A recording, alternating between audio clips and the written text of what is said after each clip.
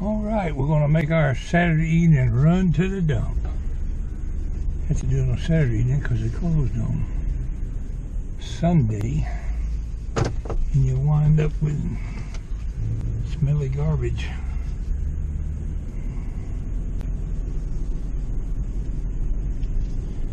I posted a couple of pictures straight from my GoPro program where you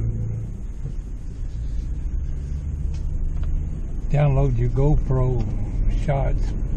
A couple of pictures I uploaded to Facebook straight from that program without cranking up the app of Facebook or without going to the website. A couple of stray dogs over there. What do you know? Look like somebody's bird dogs done roamed off. Them people are going to be looking for them dogs. Talking about bird dogs. Man named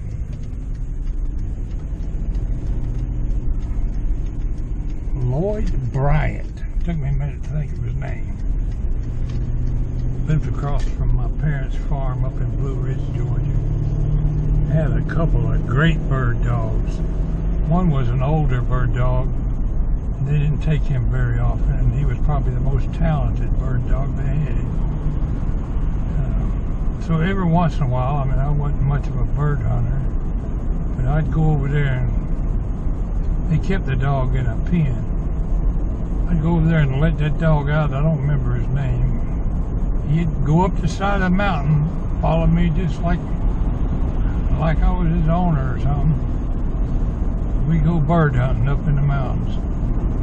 He could root out a grouse where nobody else ever thought about a grouse might be.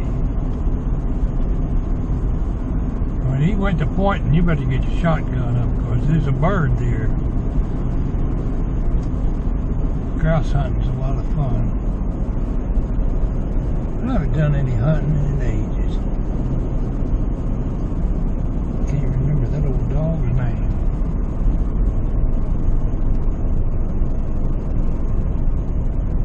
Anywho, I haven't done a lot of things as far as hunting. I haven't been deer hunting in a coon's age. Speaking of coon hunting, I never actually got to go coon hunting, but I went with the coon hunters when I was about 12.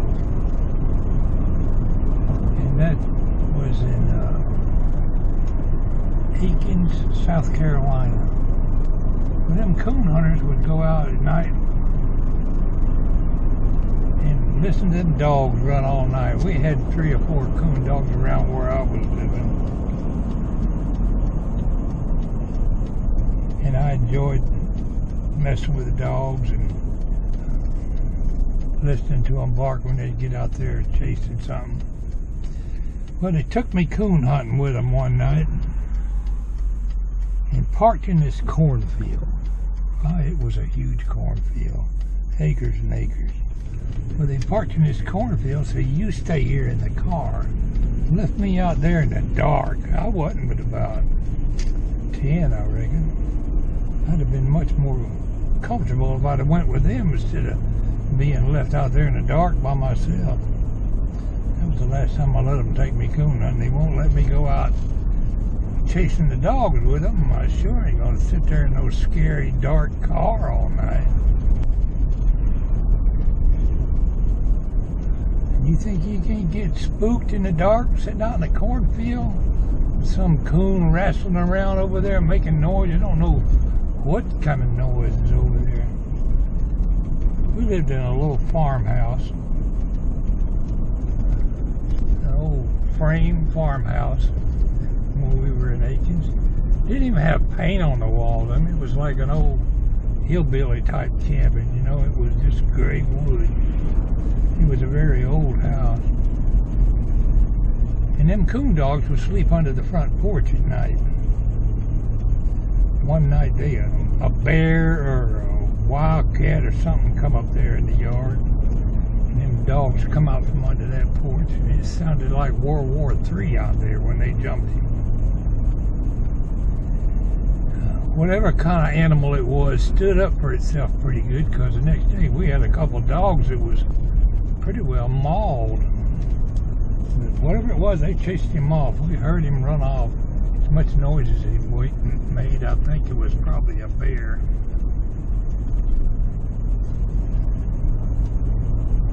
But after a situation like that, you get kind of scared at night out there when they leave you in the cornfield. That ain't much of a story. Should have thought it out more before I talked to about it, because I'm sure I forgot half the story. Well, let's get out and dump this trash. Maybe one of them little square cars, like a cube or whatever you call it. Look like a shoebox.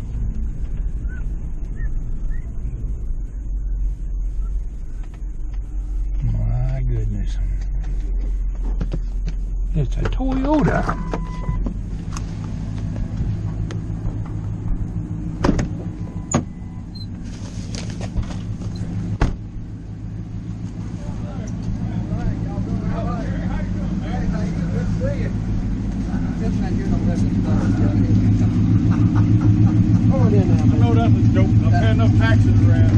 Damn, the old man dumps his own trash, huh? Yeah. How you doing? How you doing, Jerry?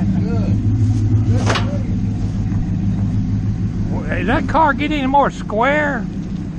Looks like a. I doubt it. Looks like a big square.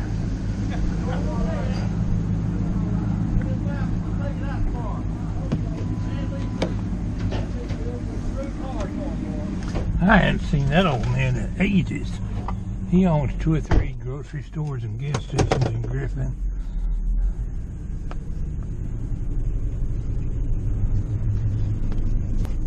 I don't think he remembered me, but I sure remembered him. The Saturday night roundup. Everybody and their brother is getting their trash dumped because tomorrow's Sunday.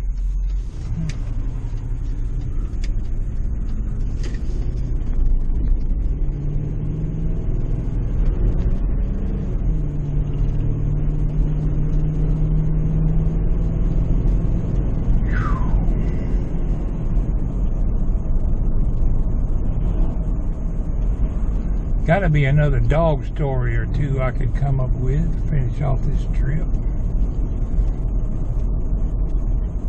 My very first dog was a stray dog I took in when I was about 8 or 9. We lived at that time in McCray, Georgia. He was a German Shepherd dog, and he was solid white. He was thoroughbred or not good. He was pure white. But there's no doubt he was a German Shepherd. That dog hung with me everywhere. His name was Sandy.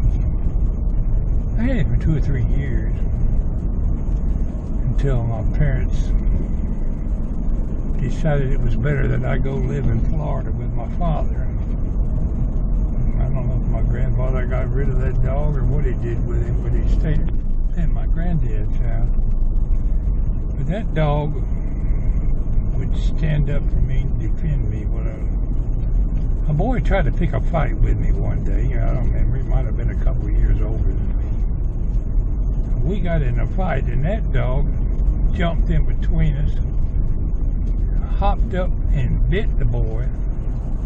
Didn't hurt him, he just bit him right in that little soft tissue area in your nose, between your nostrils. Nipped him enough that he bled like a stuck hog. I think it was one tooth punctured his nose. I didn't know the dog was going to jump in there and defend me. But in any event, they came to my granddaddy's house to get the dog. We're going to shoot that dog. You ain't shooting my damn dog. It was a hawk. Look at him fly across the road. Wasn't quite close enough to get a good look at him. Oh, he might land on that tree. He's looking for his evening meal. Yep, that's a red-tailed hawk.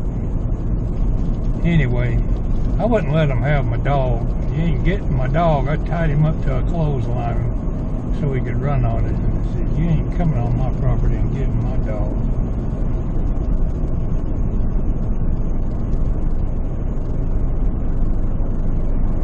I never did get my dog either because I took care of it. He defended me and I defended him.